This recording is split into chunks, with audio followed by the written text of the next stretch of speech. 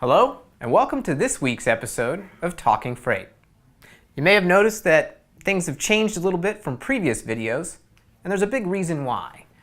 That big reason is we want to make this more of a conversation, something that's really easy for you to follow along and really is a pleasure to watch. And we thought, well, a whiteboard in the background with some words on it, scrawled in handwriting, just doesn't cut it. It's a little harder for you to read, and we want to make it a little easier for you to focus on the content. So each week we're going to sit in the chair and just have a chat with you, the viewer. And here on the video, you're going to see all the tips that we have to bring you. So we hope you enjoy this new format. Now, we continue our series on inbound freight today, where we're going to conclude by joining up inbound freight practices with technology. If you've been watching the inbound freight series, we've been talking about best practices, and at the heart of a lot of those are the use of technology.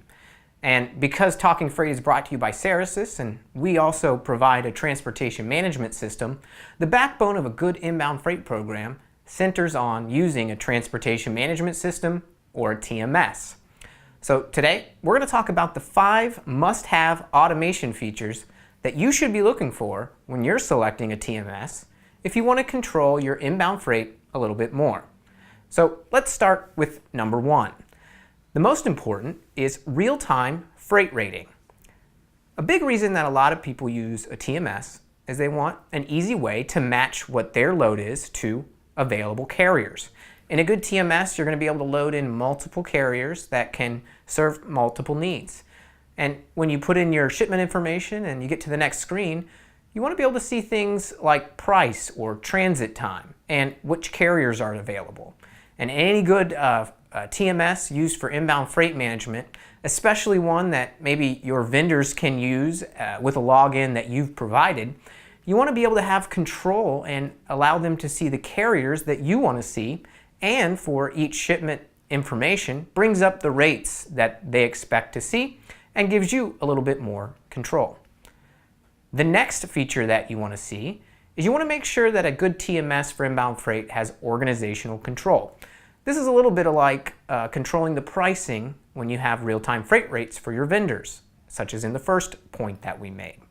Now, organizational control can extend to both vendors and your different shipping locations that you might have. As a multi-location organization, one of the biggest challenges that you might have is when your vendors are shipping into those different locations, is the TMS housing all of that accounting information? Is it easy to roll up that information to an organizational view? Are you able to put in rules into that TMS so that way your vendor is selecting the right carriers, or your facilities are easily able to get visibility into each shipment coming into them? So organizational control is very vital when it comes to a TMS in the use of inbound freight management.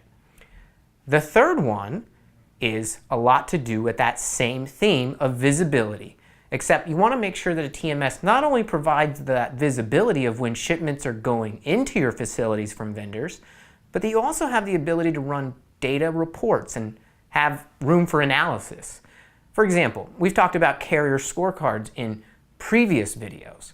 Well, a good TMS is going to allow you to score those carriers, work with your vendors around that data, and have a good collaborative conversation based on facts in that data that you're seeing. There might be something you see, such as a carrier is really not getting your product to you on time from your vendor, and that might be really vital when it comes to ultimately shipping outbound to your customer. The fourth one, and it's a very big must-have feature, is the ability for it to have speed and scale when you're deploying a new system. For example, we've mentioned one of our customers who has thousands of vendors. They came to us and they needed a solution in their TMS that allowed them to easily get logins to those thousands of vendors, to communicate it well, to get those vendors on board to this new system. And by simply having our customers' account managers reach out to those vendors and say, hey, here's the new login information. Here's how you use the system by providing a video that was instructional, or leave behind flyers. Well, they were easily able to deploy further, not just by using that automated process of giving logins, but it's web-based. It's 24/7. It's easy to use. You don't have to install any software, it's not costly, and it's a lot easier for you to scale across multiple locations with multiple vendors. And then finally, a huge must-have, especially when you have this many vendors or that many locations, is the ability for that TMS to have the latest web standards. Now, we've talked about this a lot on our blog and in a few of our ebooks, but technology in the transportation space is really increasing in use and its capability. Now, you want to make sure that the TMS is able to integrate into your ERP, or that it works into other systems and has open web standards, that it's service-oriented architecture, and it has other API webhooks as we move from EDI to API in the LTL industry. Bottom line, it needs to be a system that can work with other systems, so you're not working in separate systems and all of the data can flow up together and you can have much more visibility into your data, and you can get all of those systems working together for maximum ROI and efficiency. Now, we hope you really enjoyed the Inbound Freight series.